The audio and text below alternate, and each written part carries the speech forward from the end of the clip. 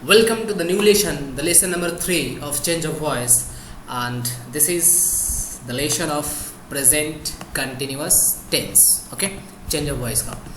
So सबसे पहले इसका इंट्रोडक्शन देख लेते हैं कि आखिर प्रेजेंट कंटिन्यूस टेंस को हाउ वी आइडेंटिफाई. ओके, सो यहाँ आइडेंटिफिकेशन क्या है. इज आर एम के साथ क्या रहेगा, वर्ब के फर्स्ट फॉर्म में आईएनजी रहेगा.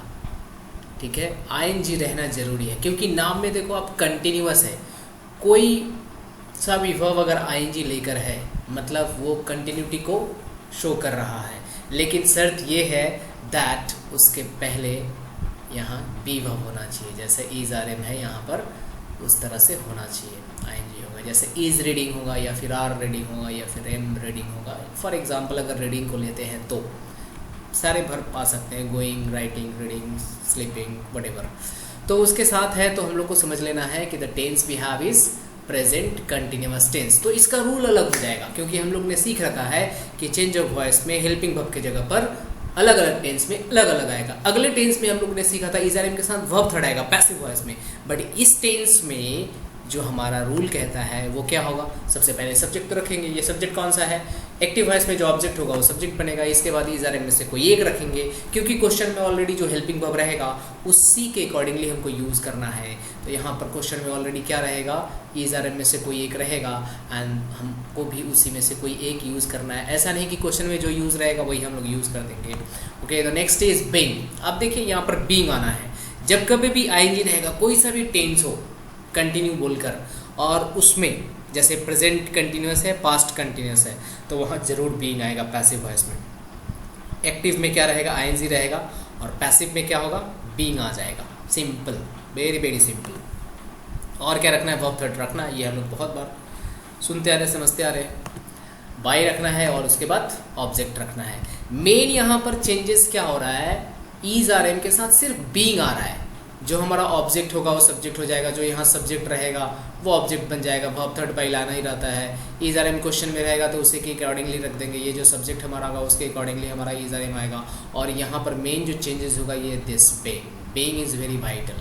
अगर आप कोई कंटिन्यूस टेंस है और उसमें आप बीइंग नहीं लिखते हो that means your answer will be incorrect. Okay, so example में आते हैं. Example we have the number 1 first. The students are learning the change of voice.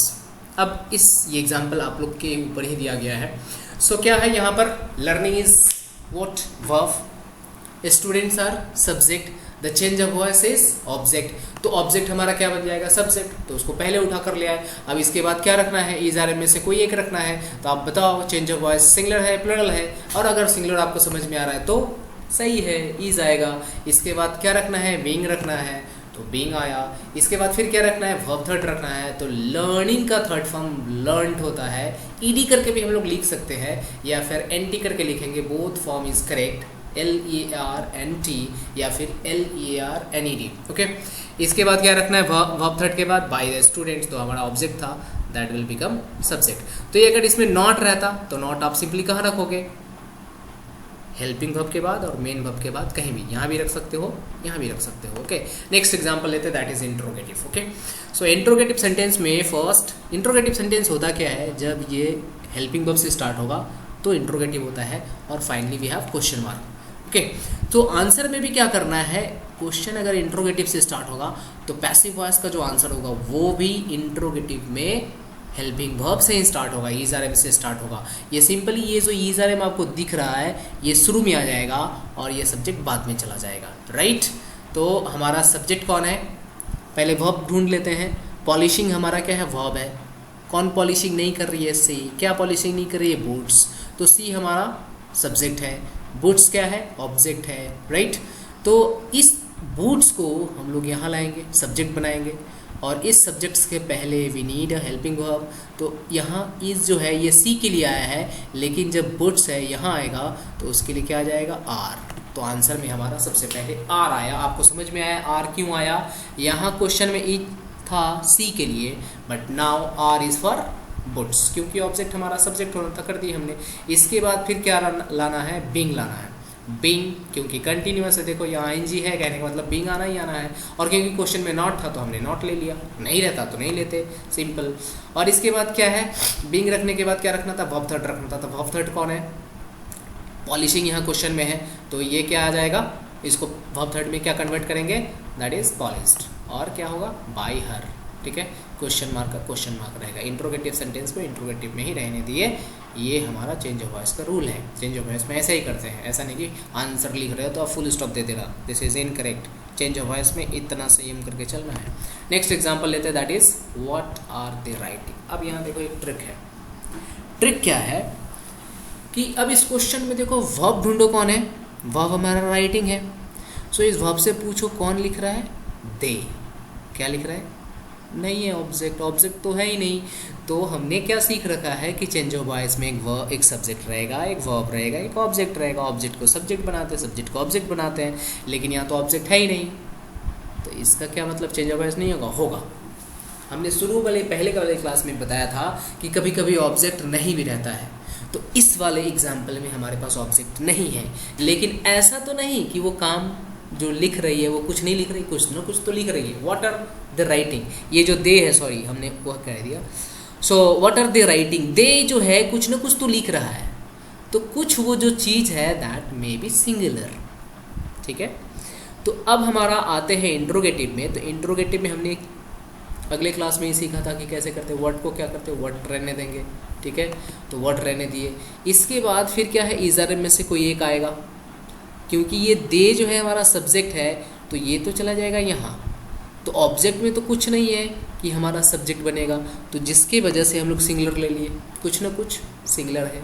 What is, what, being आएगा। इसके बाद क्या आना है, वर्ब थर्ड। तो वर्ब थर्ड क्या है, राइट का रिटन, और ये हमारा सब्जेक्ट था, तो सब्जेक्ट कहाँ चला जाता है, ऑब्जेक्ट में चला जाता है, तो क्या हो गया, what is written by them. ये हो गया हमारा इंट्रोगेटिव का थर्ड नंबर क्वेश्चन का आंसर। अब ये थर्ड क्वेश्चन, तीनों क्वेश्चंस को समझने के बाद अब इसी को बेस्ड करके जो नेक्स्ट होम टास्क जाएगा वो 5 क्वेश्चंस रहेंगे, ओनली 5 क्वेश्चंस रहेंगे, that you all have to submit. जो एक व्हाट्सअप कर दिया जाएगा कि इस टाइम के अंदर में दे देना है, तो आप उसी टाइम के पहले में दे देना। बहुत सारे स्टूडेंट क्या करते हो, डेडलाइन के बाद भी होमवर्क देते रहते हो, ऐसा नहीं करना है। डेडलाइन जो दे दिया गया है उस डेडलाइन के पहले में आप अपना होमवर्क सबमिट करो। और बहुत सारे स्टूडेंट लोग अभी भी होमवर्क नहीं सबमिट कर रहे हो। हर होमवर्क को लिखोगे आप अपने एक्सरसाइज बुक में, लिखने के बाद जो बताया जाएगा, उसका जो सोल्यूशन दिया जाएगा, उससे खुद से चेक करना है कि मेरा उस चेक कर जहाँ गलत होगा उसको गोल करना है और उसको करेक्ट करके लिख लेना है।